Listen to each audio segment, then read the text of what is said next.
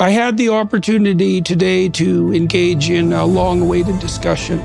Dr. Richard Dawkins and Alex O'Connor, and we took the opportunity to explore things we agree about and things we disagree about in a manner that I think was very productive. Join us for that. Well, I think the thing that's interesting about it, the thing that's been interesting to me about it is to start to understand the nature of the universal themes and how they're expressed in stories. I mean, one of the things I wanted to explore with you, because I think this is an idea that's at the core of the cultural conflict, is the postmodern types seem to have stumbled onto something which I actually think is true. And they're not the only discipline that's come to this realization, because you can see it emerging in neuroscience and in AI and in robotics as well, that we see the world of facts through something that when described is a story, because we have to prioritize our perceptions. We have to prioritize facts. And as far as I can tell, a story is a verbal account of how our perceptions and the facts that we encounter are prioritized. So, for example, when you go see a movie, the movie has a hero, and what the writers do is they show you how the hero prioritizes his perceptions, what he attends to, and how he acts, and you derive from that the story of his life and his ethic.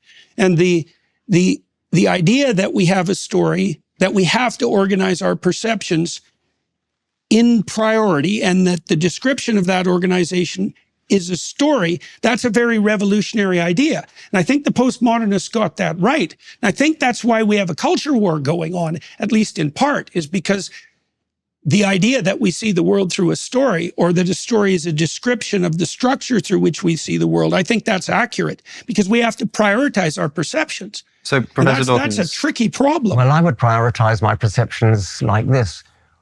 The facts that I care about are the facts that are true and have evidence going for them. And I'm not that interested in symbols. I think, Dr. Peterson, you're drunk on symbols. Yes, you mentioned, I've heard that comment, yeah. Yes. I mean, for example, I counted up in your book, We Who Wrestle with God, the number of references to Cain. Mm-hmm. There are 356 references to Cain in the book, and 20 references to the descendants of Cain. You're obsessed with Cain because Cain is symbolic of evil. All the evil in the world, you more or less blame Cain for. And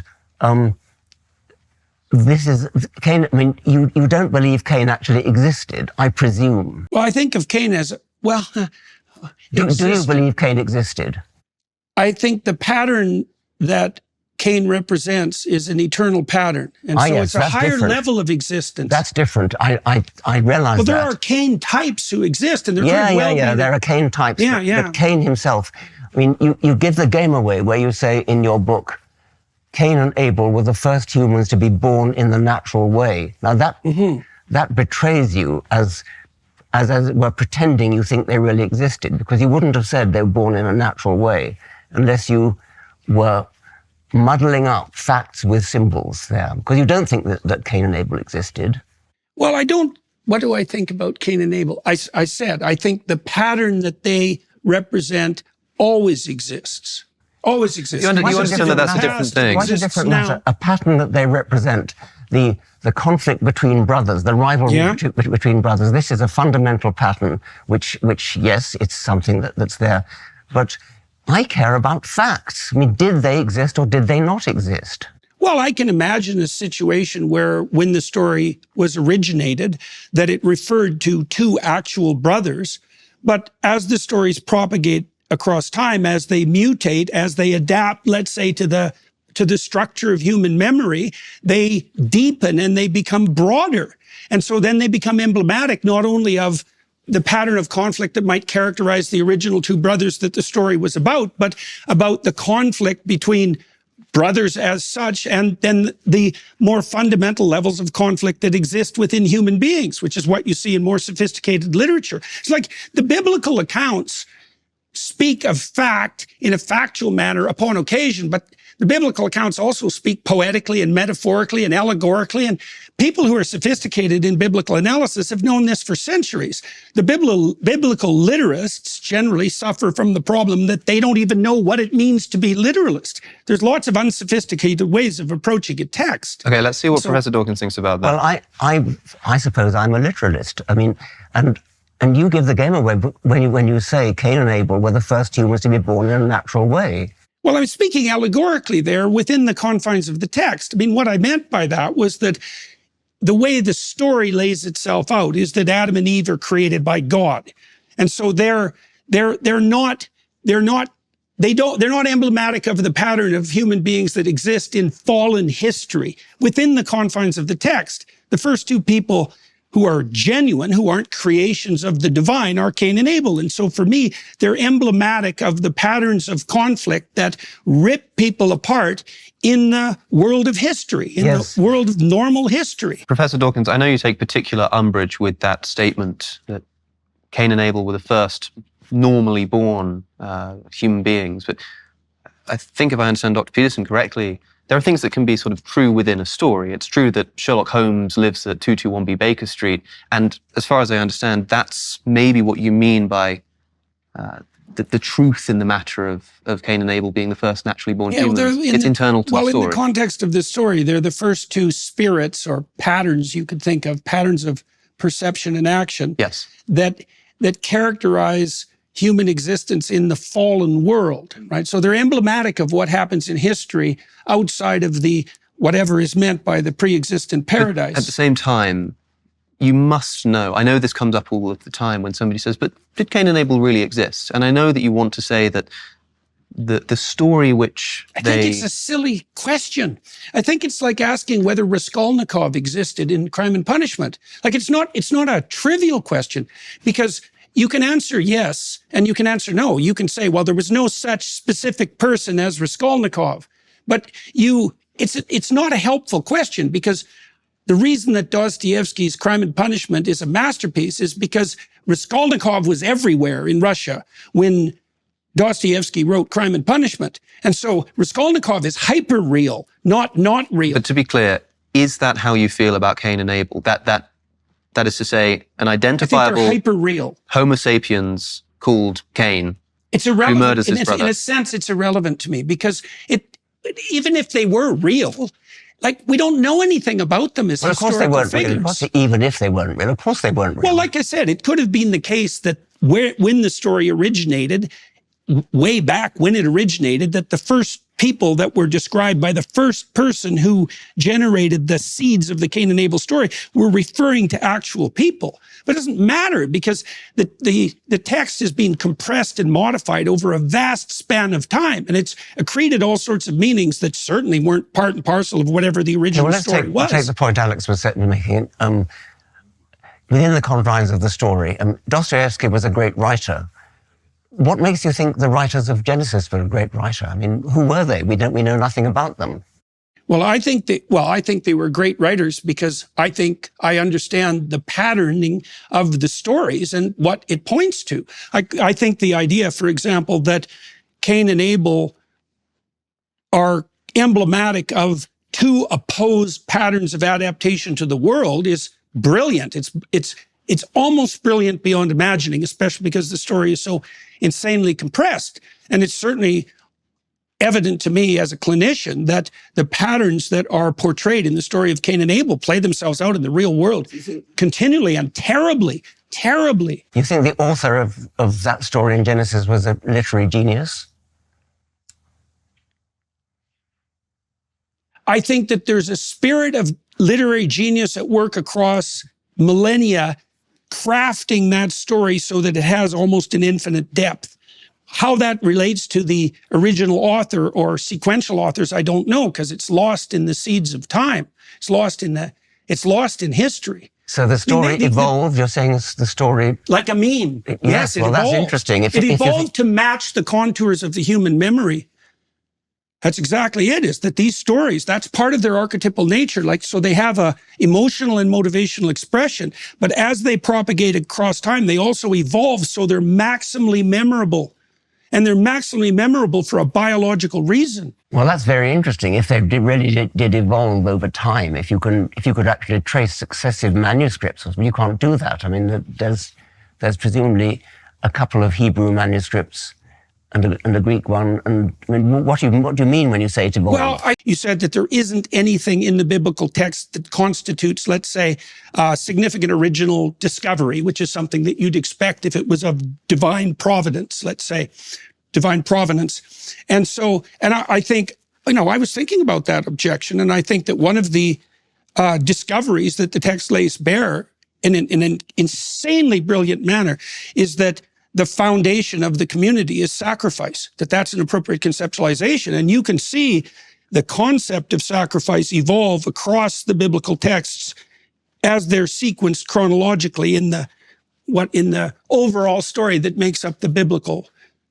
text. The idea of sacrifice becomes more and more sophisticated. It's more and more elaborated. It's more and more specified. It's more and more embodied. There's an obvious progression in ideas. The progression, where do you see that progression? In successive manuscripts? Or It's in the successive stories as the text progresses. The way a novel progresses. So something like sacrifice in the Old Testament. Sacrifice in the Old Testament. No, all the way through to the New Testament. Text is a sacrificial story as well. The Passion story is a story of sacrifice. It is and indeed. The sacrificial motif recurs continually through the biblical text, and it's elaborated constantly. And okay, so the criticism is the Bible as a text gives us nothing to indicate that it has divine origin. There's nothing that we can read in it where we think there's no way this idea could have evolved were it not divinely put into this text. That's a criticism that perhaps Professor Dawkins made in the past. Well, I think it's reflective of some order that's so profound and implicit that there isn't a better way of describing it than divine. But I don't really care if we look at that from the bottom up, like as a biological phenomena, or as from the top down. I don't think it makes any difference. You implied there's no difference between whether the text is divinely inspired or whether it evolved in progression during a series of manuscripts, presumably. Now, I think that's genuinely interesting, but it's a huge difference. It's not the same thing. I mean, either it was divinely inspired or it wasn't. Well, it's the same thing if it's fundamentally reflective of and accurately reflective of the implicit logos or order. And I think it is. Like, let me explain that a moment. Like, it took me a long time to understand the concept of sacrifice in the biblical text because it seems so anachronistic and so primitive, and not understandable. What are these people doing offering, choice cuts of meat to a God that lives in the sky? Something disgusting about it. Well, it's very easy to satirize. But when you start to understand that perception itself is sacrificial in its nature, and you start to understand that there's no difference between work and sacrifice, that they're the same thing, and you understand that community is predicated on sacrifice, then the emphasis in the text on sacrifice starts to become something quite marked and remarkable, especially because it's implicit. It isn't obvious at all that the authors of the texts and the editors who sequenced them actually understood what it was that they were highlighting. So with regards to the community, why is the community predicated on sacrifice? Because it's not about you, the community. Every step you take towards the communitarian means that you sacrifice something that's local to what you want here and now, right now. I think you have to give something up. You're wandering onto something else now, which is something quite different. The notion of sacrifice, as you say, it goes right through the Old Testament and the New Testament. The sacrifice of Isaac or Ishmael by Abraham and the sacrifice of Jesus is the same idea. I think it's a very unpleasant idea, by the way. But what are you actually saying? Are you saying that Abraham did or did not sacrifice Isaac? Are you saying that Jesus really did die for our sins? I mean, do you believe that? Do you believe that as a fact, that Jesus died for our sins? There are elements of the texts that I don't claim to understand. What my experience has been that the more deeply I look into these texts, the more I learn. That doesn't mean that I can proclaim full knowledge of what the texts proclaim.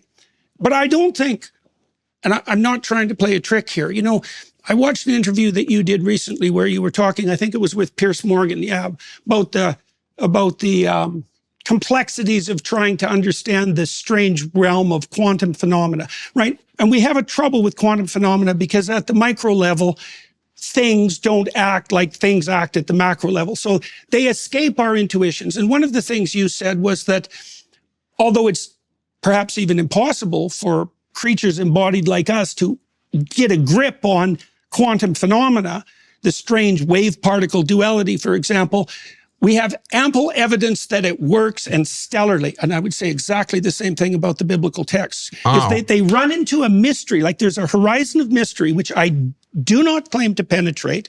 But insofar as I've been able to understand the texts, every time I make a improvement in understanding, it reveals something to me that's just like shattering. Quantum physics is deeply mysterious, and you're saying that biblical texts are deeply mysterious. The difference is quantum physics, the predictions you derive from quantum physics are fulfilled to the umpteenth decimal place. The umpteenth decimal place, I mean, I think it was Richard Feynman says, equivalent to predicting the width of North America to the nearest hair's breadth. Now, right. That's impressive. That's no doubt. The mystery there, as it were, gains its credentials by its predictions. The mysteries of the Bible don't have any credentials at all, as far as I can make out. Well, I guess the credentials that I would put, you made a statement a couple of months ago that I found very interesting.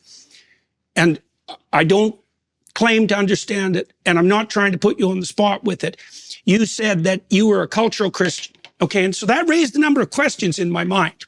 You know, and the first question was, You are changing the subject. No, I'm not. Professor Dawkins did ask you... You were referring to the predictive power and to the utility of the stories. Yeah. Okay, so that's actually what I was trying to zero in on. Go ahead. Okay, so that was the point. Well, it seemed to me that your proclamation that you were a cultural Christian was a recognition and a statement that you had found something in the culture that had been derived from Christianity that you had an affinity with, and that there's some reason for that. And one of the things I wanted to ask you is, well, what do you think that Christianity got right that allows you to make a statement like that? Actually, nothing. I meant by that no more than that I'm brought up in a Christian culture. I went to Christian schools. I therefore know my way around the Bible. I know my way around the Book of Common Prayer. I know the hymns. That's all. I don't value Christianity as a truth system at all. Okay, so let me ask you about that, because maybe that's true and perhaps it's not. So the first question is, like, do you think that there are any marked differences between cultural traditions that would enable you to rank order them in terms of their ethical validity? Yes, I do. Okay, so for example, we could contrast mainstream UK Christianity with Islamic fundamentalism. Yes. Okay, so there's a hierarchy. There is a hierarchy. Okay, a hierarchy that points to what? Well, in the case of Islam, I dislike any religion which punishes apostasy with death, that throws gay people off high buildings, that practices clitoridectomy. That seems to me to place Islam on a lower level than Christianity, but that's not to say anything very positive about Christianity. Well, it might be to say something positive about Christianity. Like, I think that question is open, because you might ask yourself, what did Christianity get right that led it away from those particular presumptions and towards something that you regard as more ethically appropriate? Like, this isn't a trivial question. It's a very modest claim. There's not very much. I mean, to be better than a religion that throws gay people off high buildings is not really a very virtuous achievement.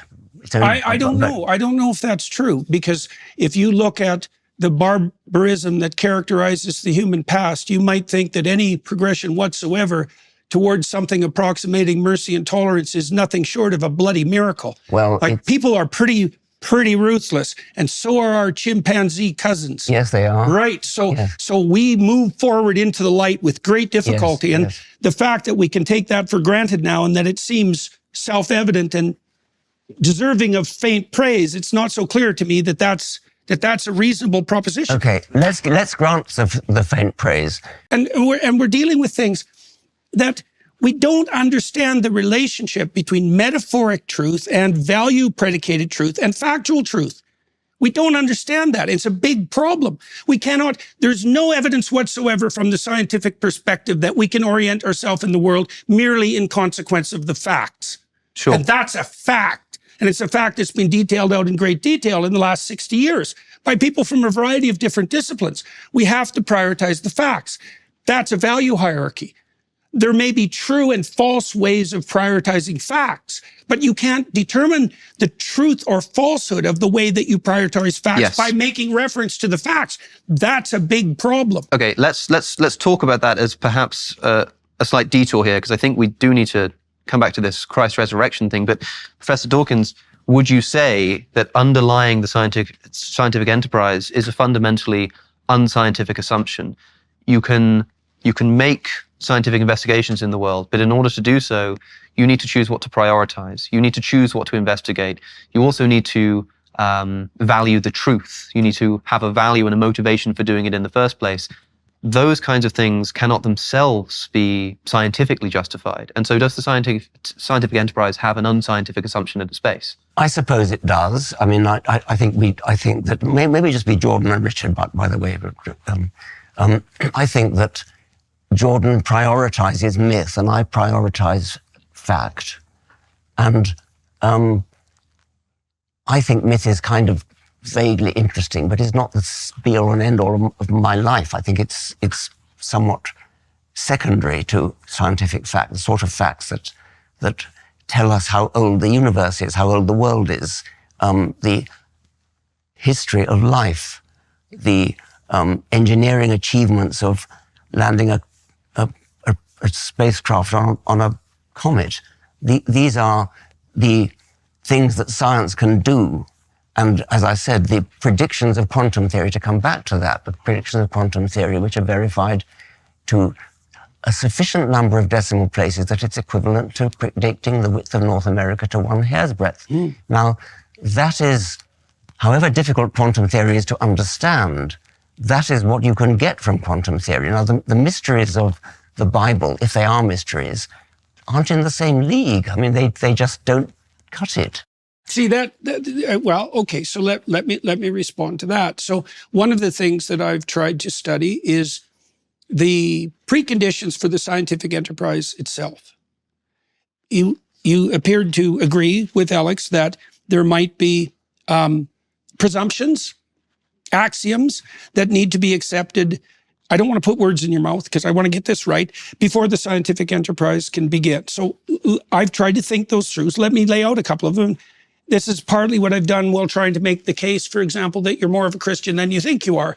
So, for example, I think that the scientific enterprise is motivated by the axiomatic presumption that truth tends towards a unity. I think that it's predicated on the notion that there is a logical order that's intrinsic to the cosmos, that fundamental order is good, that it's intelligible to human beings, and that discovering that order and aligning ourselves with it makes for life more abundant. I think that the scientific enterprise is also predicated on the idea that the truth will set you free. And I think all of those axioms are religious and derived from the Judeo-Christian tradition.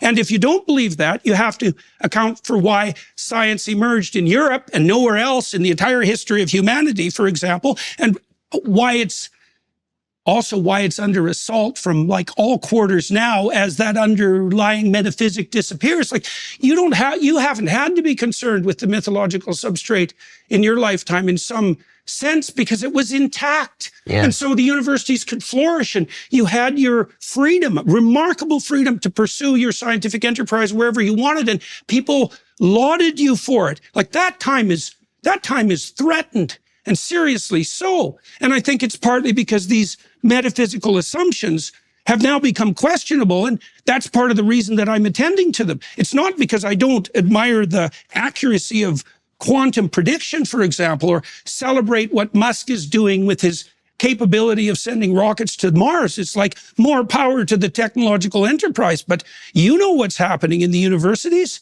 It's awful. And that's not a scientific problem. It's okay. I agree about that. Okay. I think it's an interesting question why science emerged in Europe. I mean, and I'm not enough of a historian to know. It is even possible that Christianity did have something to do with that, and I wouldn't categorically deny that. But that doesn't in any way increase my trust in the validity of Christian propositions like the resurrection, the virgin birth, the miracles, and Jesus is the Son of God.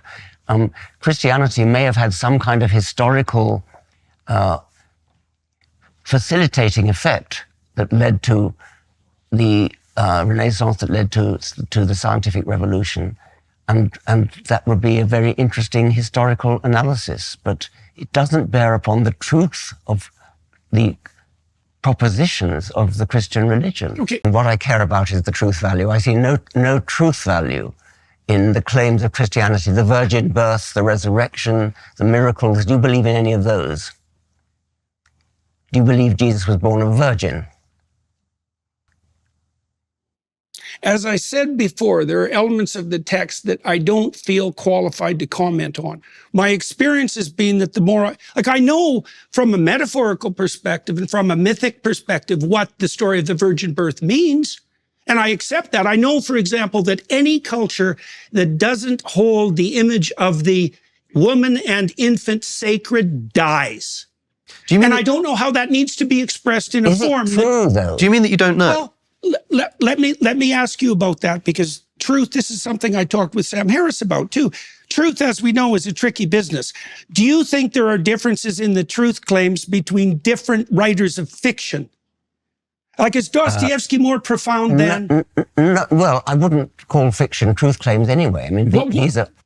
Then on what grounds do we rank order the fiction in terms of quality? Like, Dostoevsky is a profound purveyor of fiction on the philosophical front, unbelievably deep and profound. Yes, There's something true about what he's writing about. It's nothing to do with the truth that science is concerned with. The truth of science is the truth that gets us to the moon. I mean, this is nothing to do with whether one writer of fiction has a sort of insight into human nature. That goes without saying. I accept that. Okay, so how do we deal with the notion that on the purely factual side, how do we deal with the idea, let's take you talked about clitoridectomy, let's talk about the oppression of women. Yes. We make a scientific case that that's inappropriate? Or is it a case that we're making on some other grounds? Like I see in the Judeo-Christian tradition, one of the earliest pronouncements is that both men and women carry the image of God, both. And that sets a certain tone to everything that follows. And it is a remarkable proclamation, given its radical age, that both men and women carry the image of God and are to be treated as something with intrinsic value outside of the domain of power and politics. And it isn't obvious to me, having thought about this a lot, how we deal with that in the pure realm of fact. Because one of the facts is, if I can oppress you, why the hell shouldn't I? Yeah, my job is to keep things on track here. I think there are a number of questions which Professor Dawkins has asked quite directly that we still haven't really heard an answer for. Okay. And Professor Dawkins asking about the virgin birth. You started talking about metaphor, you started talking about myth. I think anybody listening to this conversation will understand that maybe a society that doesn't believe in the virgin birth won't work. Maybe that's the predictive power that you're talking about. But I think you must understand that when Professor Dawkins is asking you, do you believe that Jesus was born of a virgin? He means something like a biological fact. And by the way, saying I don't know, or saying, I'm not qualified to comment, is an answer to that question, but is that your answer, that you don't know? I said earlier, and I would hold to this, is that there are elements of the text that I don't know that I'm incapable of fully accounting for. I can't account for what the fundamental reality and significance of the notion of the resurrection is. My knowledge just ends. Sure, but I know that whatever happened as a consequence of the origination and the promotion of the Christian story was powerful enough to bring Rome to its knees and demolish the pagan enterprise. So there's some power in that story that's remarkable. Let's stick to the virgin birth. Yes. Yeah. And, well, the virgin birth results from a mistranslation of Isaiah. You know that. Like these sorts of questions, what would you say? They don't strike me as they're not getting to the point. I know the that. story I know has you a think purpose. that. Yes. Well, and look, I understand that there's perfect reasons to debate this. I know that, and I know that your question is more than valid, but it's beside the issue as far as I'm concerned, and it's partly because, well, when we started this conversation, I said, for example, that it appears to be the case that a description of the structure through which we see the world is a story. We see the world through a story. And so that's a remarkable thing. That's a remarkable discovery, and it's emerged probably in the last 60 years in multiple disciplines, because we have to prioritize our facts. And so we prioritize them according to a particular pattern. And there are patterns that seem to work and to propagate themselves properly and to orient cultures towards life abundant. And there are other patterns, the pattern of Cain, for example, that lead to absolute bloody devastation. And I don't know exactly how to construe that sort of truth. But we talked about the oppression of women, for example. It's like, how do you make a case on purely factual grounds that women should be treated as equals? It's a moral question, and I know that's exactly. And I was dealing with a factual question, which is, did Jesus have a father? And you won't answer it. Well, It's Jesus a different had an kind of earthly question. father and a heavenly father, like almost all mythological heroes. So he wasn't born of a virgin then? So you're saying that Jesus was not born of a virgin? I said, first of all, that I don't know how to mediate the fact-value dichotomy in that case. I said the same thing about the resurrection. It's not a value. It's a simple fact. I mean, did a man have intercourse with Mary and produce Jesus? That's a factual question. It's not a value question. You must understand what you're being asked here, that even if you think that, say, the author of the biblical texts intended much more significance than a simple scientific analysis of events, Professor Dawkins is interested in scientific truth. That's the kind of truth that he's interested in. And even if you think it's irrelevant to the point of what the gospel authors were getting at, that first needs to be clarified before you can then begin actually uncovering what the stories are about. So I think Professor Dawkins is asking from a scientific perspective, and maybe you think that scientific approach is wrong, but if you just take it for a moment, maybe this is how we find out that it is wrong. Let's take a scientific approach, ask the question, did this occur? I think that it's inappropriate to use a question like that to attempt to undermine the validity of the entire, what would you say, deep mythological enterprise. Well, suppose we weren't doing that. Suppose we were asking out of interest. Suppose that we were all here devout Christians, maybe even Jungian Christians, and we thought, this is interesting, over dinner. Do you think it really happened, like scientifically? Would your answer just be, I don't know? Yes. And you wouldn't consider it, I mean, it's not an inappropriate question to ask, just on a point of interest. Right. Did this really occur? And I think so often people are asking you that, and especially given the context of this conversation, we've heard everything that you're saying about metaphor and myth, but because the question is still then being asked, did it really happen? You know that that's what you're being asked. And the way you just so easily said yes, I wonder why you struggle to do that in so many other circumstances. I think because I don't look at the situation the same. The way that Dr. Dawkins and I look at the situation are really quite different, and at many, many, many levels. Let's concentrate on the resurrection for a moment. Now, unfortunately, see, this is part of the problem. Part of the problem with discussions like this is that the mode of approach that's taken by the mythological tends to circle and wander. Like it doesn't, because you have to shine light on the problem from multiple perspectives. That's why it's often encoded in image, for example, or in drama. It's not the same tack as a purely propositional and logical argument, so it's more difficult to make. But let me tell you a story that I believe bears on the resurrection. You tell me what you think about it, because this is a very difficult story to account for. It's going to take me about 5 minutes because it's complicated, but there's no way around it, I don't think. So there's a strange scene in the Gospels where Christ tells his followers, there can be no hope for the redemption of mankind unless he's lifted up like the bronze serpent in the desert. Okay, this is a very strange thing for someone to say.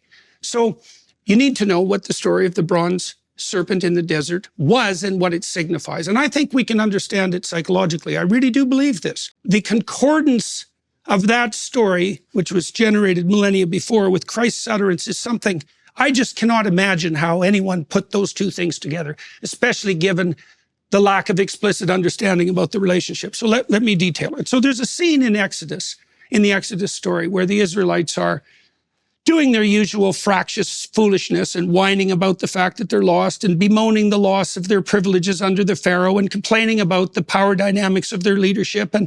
And God, the cruel God that you refer to, decides to send among his suffering subjects poisonous snakes to bite them, which seems a little over the top, you might say. But in response to that, I would say there's no situation so terrible that some damn fool can't make it infinitely worse. And so that's what happens to the Israelites. So they're being bitten by these poisonous snakes, and the leaders of the people who've wandered from God go to Moses and they say, look, we know you've got a pipeline to God, and there's a lot of snakes and they're doing a lot of biting, and maybe you could just ask him to, call off the serpents. And so Moses, who's not very happy with the Israelites either, decides that he'll go talk to God. And God says something very strange. He doesn't say, to hell with the Israelites, more snakes is what they need. And he doesn't say, well, I produced the snakes, so I'll get rid of them. He says something very, very peculiar. He says, have the Israelites gather together all their bronze and make a giant stake and put a serpent on it, a bronze serpent, which is the symbol of healing, by the way, that even the Greeks use, that symbol of Asclepius. It's a very old symbol, very widespread. It's still used by physicians today. And then he says, put it up where the Israelites can see it, and if they go look at it, then the serpent's poison won't harm them. And I read that and I thought, that's exactly what psychotherapists discovered as they all converged in the 20th century on the utility of exposure therapy as curative. And that's the pharmacon. A little of the poison that hurts you cures you. It's the same principle that's used for vaccines, by the way. So what we saw in psychotherapy is that if you get people to voluntarily confront the things that are poisoning them, so to speak, that hurt their life, that frighten them and disgust them, they become braver and more well adapted. It isn't that they become less afraid, because that's been very carefully tested. It's that they learn by watching themselves expose themselves to the things that they once fled from, that there's more to them than they think, and that generalizes across situations. And it's the same mechanism that underlies learning as such, because children, when they learn, put themselves on the edge of ragged disaster, and that's where they advance. And so what God tells the Israelites, essentially, in this dramatic endeavor, is that it's better for them to face the terrors that confront them than to be shielded from the terrors, or for them to hide from them. That they'll be better people if they face what's right in front of them, even if it's poisonous. And so it's like, okay, that's pretty damn interesting and quite remarkable. And then that symbol is used, for example, by the Greeks to symbolize medicine as such. But then there's this additional weird twist, which is Christ identifies with that bronze serpent. You think, okay, that's a very peculiar thing for anyone to do. What exactly does that mean? Well, so then you might say, well, what's the most poisonous thing that you could possibly face if you dramatized the idea of poison itself?